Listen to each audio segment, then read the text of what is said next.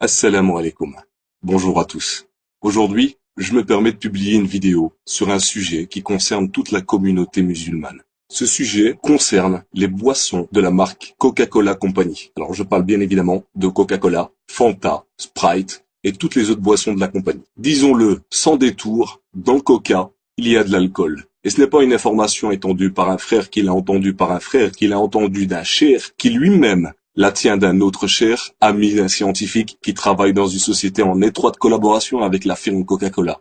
Non, l'information vient directement du service consommateur de Coca-Cola, et elle ne date pas du siècle dernier, elle date du mercredi 11 juillet 2007, en réponse à l'un des lecteurs du site Alkez, qui a eu la bonne idée de contacter Coca-Cola Company, puis de scanner la lettre qu'il a reçue. Le service consommateur de Coca-Cola écrit noir sur blanc: c'est avec plaisir que nous vous confirmons que la boisson rafraîchissante sans alcool peuvent contenir d'infimes traces d'alcool provenant des arômes utilisés, entre parenthèses, des supports d'arômes. En effet, la quantité d'alcool présente dans nos boissons est toujours très faible et en tout cas toujours inférieure à 1,2 degré d'alcool présente dans nos boissons, soit 1,2% en volume. Seuil réglementaire pour les boissons sans alcool. Coca-Cola et les boissons de la même marque, Fanta, Sprite, contiennent de l'alcool ou peuvent contenir de l'alcool. Et même si le service client s'efforce de minimiser les choses en parlant de traces infimes, il avance un chiffre qui rend impossible toute objection. La quantité d'alcool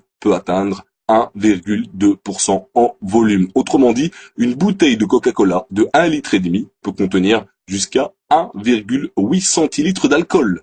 Vous imaginez? Et on sait très bien qu'il y en a qui sont accros au Coca-Cola. Ce chiffre va leur donner des idées de tout l'alcool qu'ils ont pu avaler. Alors si on fait la conversion entre la quantité d'un pack de bière, on a en effet vite fait de remplir des canettes de bière de 1,8 centilitres d'alcool. Alors plus sérieusement, ce qui m'a poussé à enregistrer cette vidéo, c'est le comportement de certains soi-disant musulmans. Il suffit d'ouvrir les yeux, d'aller dans les commerces et de voir si les musulmans vendent effectivement cette boisson.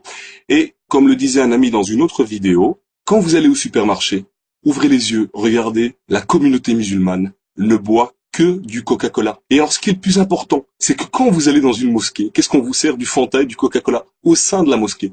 Alors, à part le fait qu'il y a de l'alcool, sachez que boire du Coca-Cola, c'est financer, je dis bien, aider le gouvernement israélien à tuer chaque jour des Palestiniens. Vous imaginez le nombre d'argent que vous avez pu donner dans votre vie à la compagnie Coca-Cola. Pour ma part, il est inconcevable de donner 1 centime à Coca-Cola ou à toute autre société ou entreprise